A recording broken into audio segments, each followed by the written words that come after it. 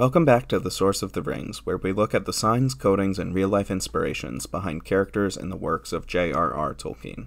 This time, we finally dive into one of the most complex political structures in all of fiction, Tolkien's elves. But don't worry, while we will cover Silmarillion eventually, these first episodes are about the Hobbit, and thus we are covering the Elves of Mirkwood. Still, we do have to understand a bit of the history of the elves to understand the similarities that they hold to groups of people in the real world. Without discussing too much of the mythological details, elves were awoken in the east of Middle-earth, and were called to Valinor in Aman, across the sea. Based upon how they reacted to this call, there are four main groups of elves. The Avari, or the Refusers, who chose not to respond to the call. The Vanyar, or the Light Elves, who made it to Aman, and chose to remain there. The Noldor, or the Lore Masters, who crossed the sea, though most followed Feanor and Fingolfin back to Middle-earth to wage war upon Morgoth. And lastly, the Teleri, or the Hindmost, who lagged behind the other elves, and are further split into three more groups. There's the Falmari, or the Sea Elves, who made it to Aman, the Sindar, who, though interested in the calling, remained on the west coast of Middle-earth, and finally, the Nandor, that is, the Sylvan and Green Elves, who chose to, rather than cross the Misty Mountains, settle the forests throughout Middle-earth. The Nandor and the Sindar, having never set foot in Aman, are grouped together as the Umanyar, and it's the Umanyar that we'll be focusing on today.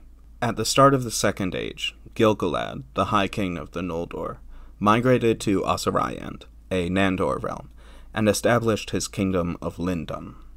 Many Sindar elves, and presumably some Nandor, though it's not confirmed, did not want to live under the rule of an elf that just waltzed in and claimed himself to be king. As they would not resort to violence, though, many of these Sindar resigned to simply move east, into the realms of the Sylvan elves. Given the Sindar's appreciation for Sylvan customs, and lack of ambition for establishing a kingdom of their own, the Sindar were largely welcomed by the Sylvan elves of Mirkwood. At the time, this land was called Greenwood. Orofer, one of the new Sindar inhabitants, was chosen by the Sylvan elves as their king. It's implied that this choice was made by the native elves, not the colonizer, as was the case with both Gil-galad in Lindon and Amdir, another Sinda, who colonized a land that you might be familiar with called Lothlorien. While the elves of Greenwood were opposed to Gil-galad, they still held contempt for Sauron, and they fought in the War of the Last Alliance.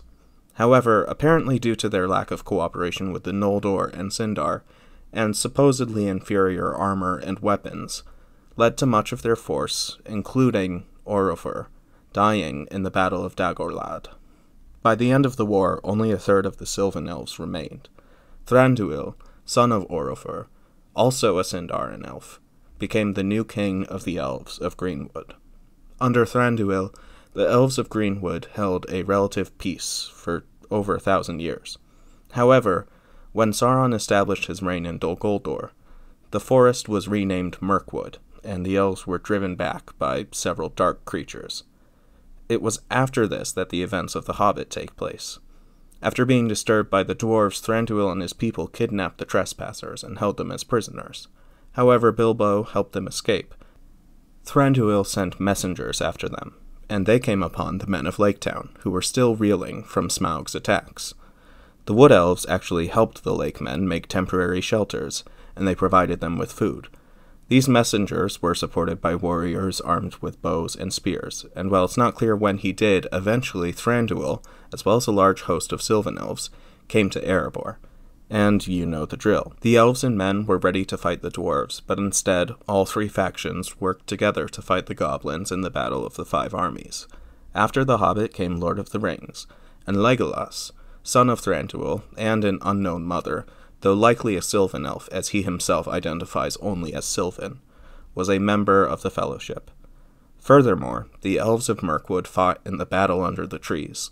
Following Sauron's fall, a portion of the land that the Sylvan Elves lost was returned to them. After the War of the Ring, Legolas would eventually take a group of Wood Elves to Ithilien, claiming uninhabited land, and restoring it to its former glory. Finally, some Elves of Mirkwood finally left for Valinor when Legolas departed Middle-earth. However, it is unknown what happened to the remainders. Culturally, the Elves of Mirkwood are quite distinct from the Noldor. They lived in trees and caves instead of towers and castles. They weren't sword fighters, instead relying on spears and bows. They were close to nature, but they still ate meat, particularly eating white deer that could be found in Mirkwood.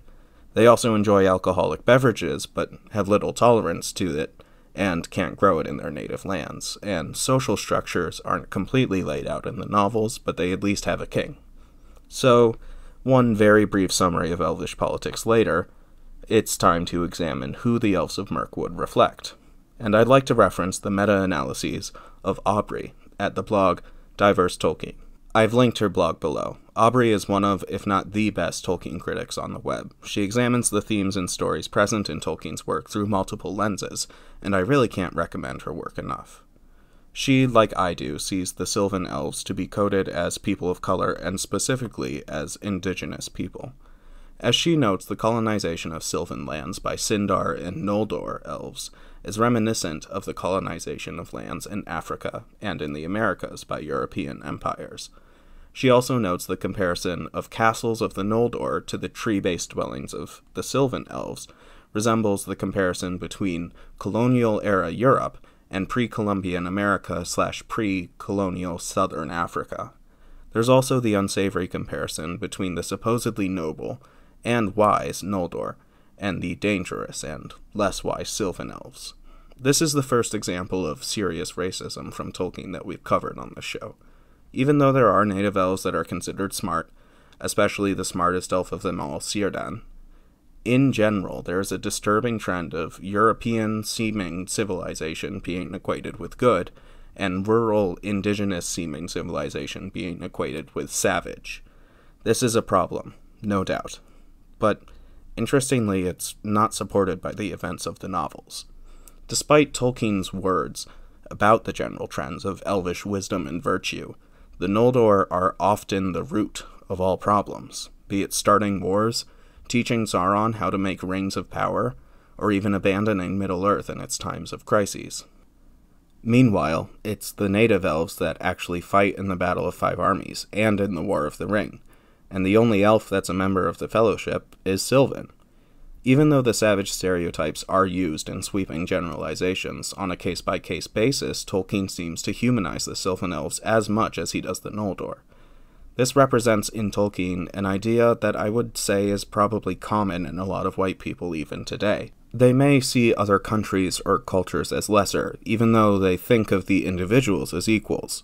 This isn't to say that this kind of people group A is inherently better than people group B thought is good, but it could serve to, in adaptations of this work, illuminate a problem with discrimination in elf societies that reflects discrimination in human societies. At any rate, it's responsible to recognize that sweeping generalizations of people groups, or elvish groups, as well as associating virtue with technological advancements or larger buildings, is a good way to lose sight of the humanity intrinsic to all individuals. But, of course, this series is about the codings and real-life similarities, so I'll return to that, but definitely please go read Aubrey's metas on this topic. The use of spears, bows, and knives are noticeable, as save Thranduil, who is, again, a Sinda, I don't believe any Sylvan elves use swords, making them unique among the inhabitants of Middle-earth. Interestingly, swords were common around the medieval world, save, of course, in the Americas. Furthermore, Legolas, one of the Sylvan elves, is also the most notable archer in all of Tolkien's works, and when recounting what stories inspired him as a child, Tolkien said that stories about Native Americans with bows and arrows left a particular mark. Combine this with lighter clothing, earthen tones, and experience with colonialism, and I think it's safe to say that the Sylvan elves were, at least in part, inspired by Native Americans. But let's not stop with such a vague title. Their usage of woodlands as environment would indicate that they are similar to the people of the Northeast woodlands, and their ability to quickly provide homes to the men of Lake Town implies that they are makers of quickly constructed homes, likely ruling out the Haudenosaunee. Their diet, white deer, actually provides a great hint.